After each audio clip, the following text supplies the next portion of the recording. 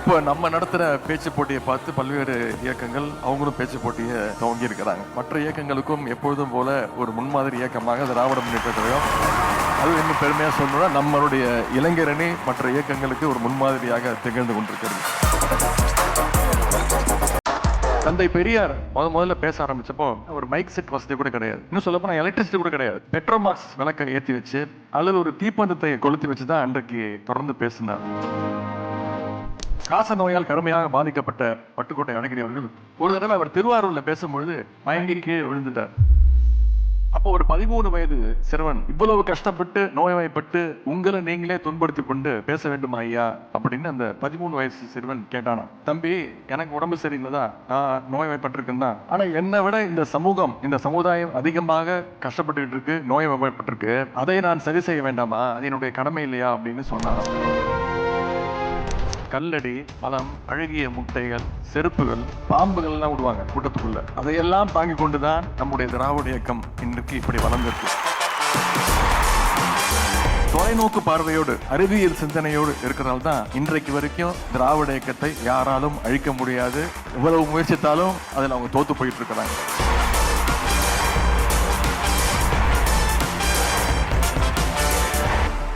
என் உயிரினும் மேலான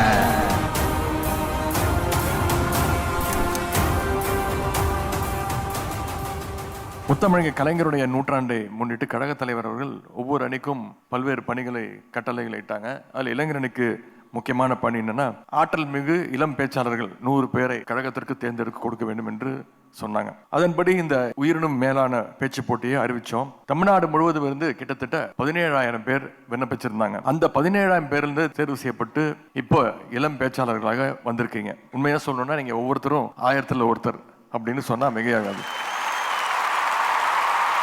இப்போ நம்ம நடத்துகிற பேச்சு போட்டியை பார்த்து பல்வேறு இயக்கங்கள் அவங்களும் பேச்சு போட்டியை துவங்கி இருக்கிறாங்க. மற்ற இயக்கங்களுக்கும் எப்பொழுதும் போல ஒரு முன்மாதிரி இயக்கமாக திராவிட முன்னேற்ற கழகம்,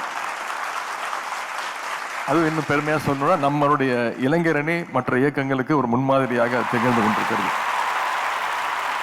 நீங்கள் அந்த பேச்சு போட்டியில் கலந்துக்கிட்டு இருக்கீங்களா இல்லை? அப்புறம் எப்படி தெரிஞ்சது உங்களுக்கு? நியூஸில் பார்த்தீங்க, செய்திகள்லாம் தொடர்ந்து வாசிக்கிறீங்க, மகிழ்ச்சி.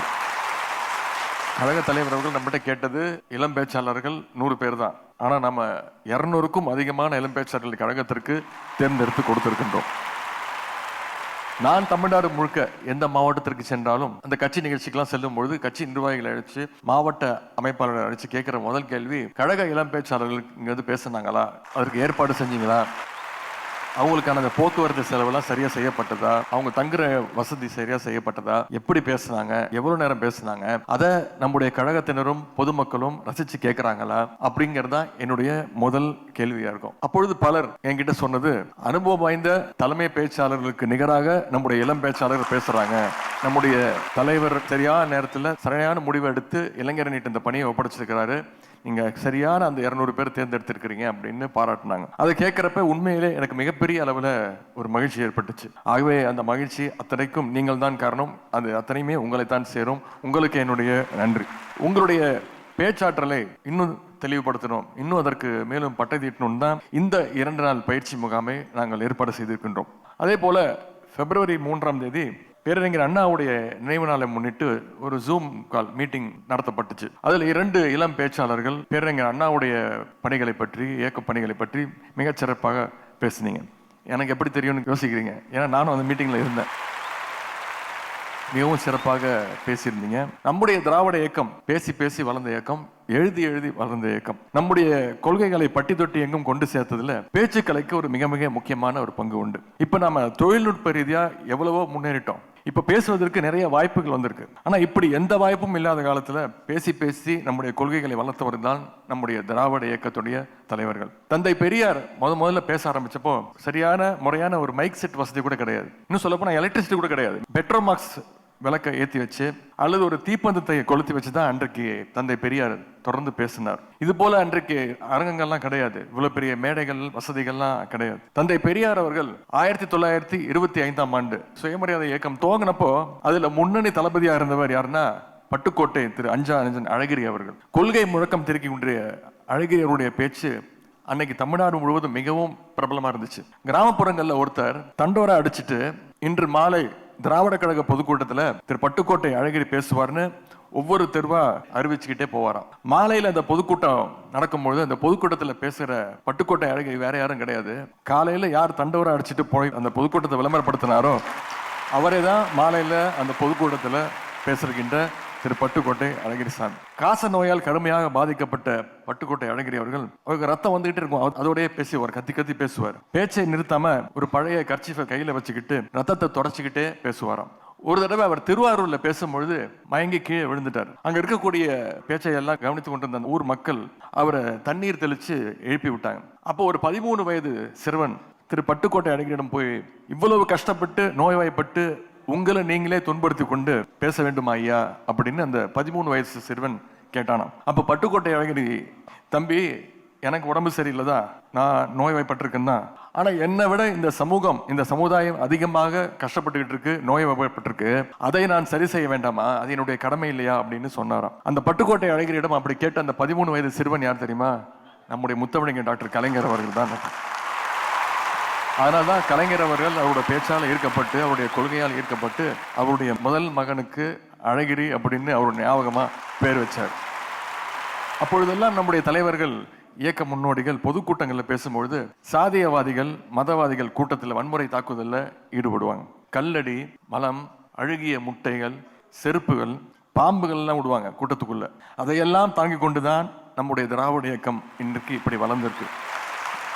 1944 தந்தை பெரியார் ஒரு கூட்டத்தில் பேசுறதுக்காக கடலூர் மாவட்டத்துக்கு போறார். ரிக்ஷால போயிட்டு இருக்கிறார். வண்டியில செல்லும் பொழுது சாலை ஓரத்தில் இருந்த ஒரு பையன் பெரியார் மீது செருப்பு எடுத்து வீசுறான். வண்டி கொஞ்சம் தூரம் போனதுக்கு அப்புறம் பெரியார் அந்த தம்பியை கூப்பிட்டு, தம்பி வண்டியை நிப்பாட்டு, வண்டியை திருப்பு அப்படின்றாரு. அந்த பையனுக்கு ஒரே குழப்பம், ஏன் கூட்டத்துக்கு போலையா, ஏன் திருப்பி போக சொல்றீங்க அப்படின்னு அந்த பையன் பெரியார்கிட்ட கேட்கிறாரு. அப்ப பெரியார் சொல்றாரு, அவன் வீசின செருப்பு புது செருப்பா இருக்கு, ஒரு செருப்பு தான் வீசியிருக்கான், ஒரு செருப்பை வச்சுக்கிட்டு என்னால ஒண்ணும் பண்ண முடியாது, ஒரு செருப்பை வச்சுட்டு அவனால ஒண்ணும் பண்ண முடியாது, நிச்சயமா நம்ம திரும்பி போனோம்னா அந்த இன்னொரு செருப்பையும் வீசுவான், அதை நம்ம எடுத்து பயன்படுத்திக்கலாம் அப்படின்னு பெரியார் சொன்னார்.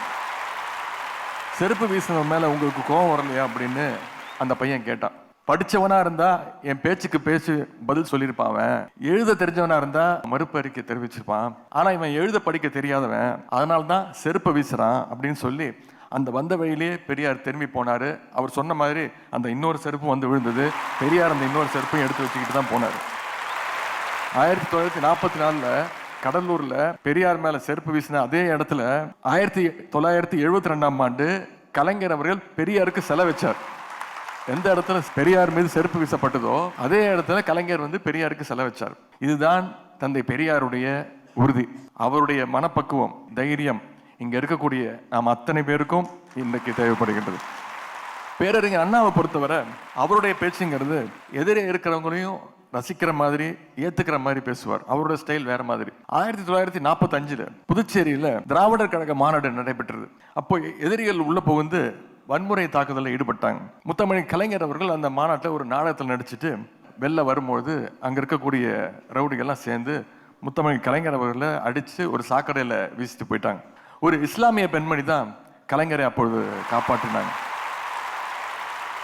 தந்தை பெரியார் கண்கலங்கியபடி கலைஞருடைய காயங்களுக்கு மருந்து போட்டுவிட்டு தந்தை பெரியார் கலைஞர் கையோடு ஈரோடுக்கு கூட்டிட்டு போயிட்டார். இப்படி பல வன்முறை தாக்கலுக்கு ஆளாக்கி நம்முடைய இயக்க தலைவர்கள் முன்னோடிகள் உழைத்ததால் தான் நாம இப்பொழுது சுதந்திரமாக கல்வி கற்க முடிகின்றது, வேலை வாய்ப்பை பெற முடிகின்றது, பெரிய பெரிய பதவிகளில் போய் அமர முடிகின்றது. அப்படிப்பட்ட பேச்சாளர்களான தந்தை பெரியாருடைய, பேரறிஞர் அண்ணாவுடைய, முத்தமிழ் கலைஞருடைய, பட்டுக்கோட்டை அழகிரியுடைய வாரிசுகள் தான் இன்றைக்கு கூடியிருக்கக்கூடிய இளம் பேச்சாளர்களாகிய நீங்கள். அதனாலதான் திராவிட இயக்கத்துடைய வரலாற்றை, தியாகத்தை தெரிஞ்சுக்கிட்டு நம்முடைய கொள்கைகளை, சாதனைகளை புரிஞ்சுக்கிட்டு அதையெல்லாம் நீங்க இன்னும் தெளிவா, இன்னும் சத்தமா மேடைகளில் பேசணும் அப்படிங்கிறதான் எங்களுடைய ஒரே குறிக்கோள். இன்னைக்கு பேச்சுங்கிறது மேடையோட மட்டும் முடிஞ்சு போற விஷயம் கிடையாது. நம்முடைய பேச்சுக்களை மேம்படுத்திக் கொள்ள, நம்முடைய சாதனைகளையும் கொள்கைகளையும் வரலாற்றையும் சொல்ல ஏராளமான களங்கள் இருக்கு. டெக்னாலஜி இல்லாத காலத்திலே, தொழில்நுட்ப வளர்ச்சி இல்லாத காலத்திலே ஆர்வம் கொண்டு அதையும் பயன்படுத்தி கொண்டவங்க தான் நம்முடைய தலைவர் அவர்கள்.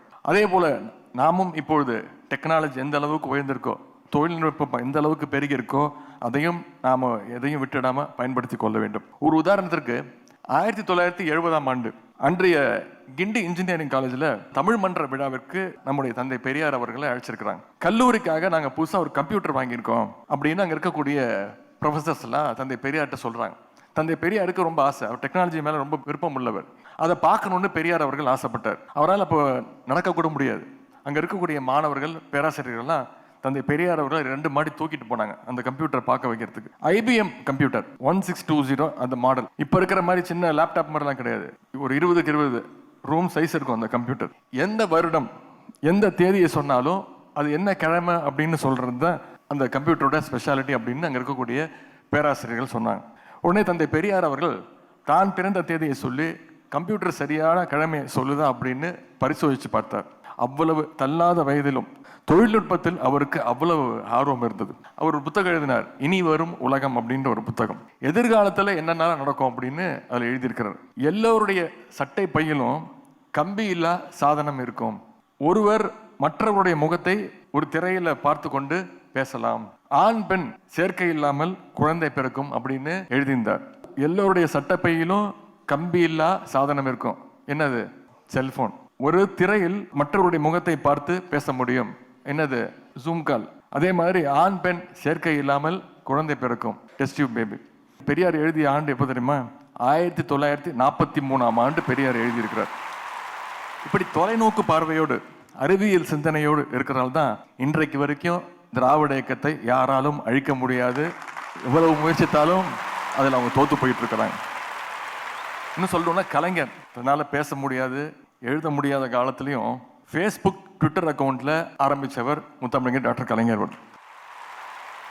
உங்களுடைய பேச்சுக்களை வளர்த்துக்கொள்ள உதவிட இந்த 2 நாளும் மிக மிக முக்கியமான பேச்சாளர்கள், சிந்தனையாளர்கள், எழுத்தாளர்கள் உங்ககிட்ட பேச இருக்கிறாங்க. அவங்களுடைய கருத்துக்களை நீங்க உள்வாங்கிக் கொள்ளுங்க. கவனமாக கேளுங்கள், கூர்ந்து கேளுங்க. நிச்சயம் இந்த 2 நாள் பயிற்சி முகாம் உங்களுக்கு பயனுள்ளதாக இருக்கும் என்று நாங்கள் நம்புகின்றோம். என் உயிரினும் மேலான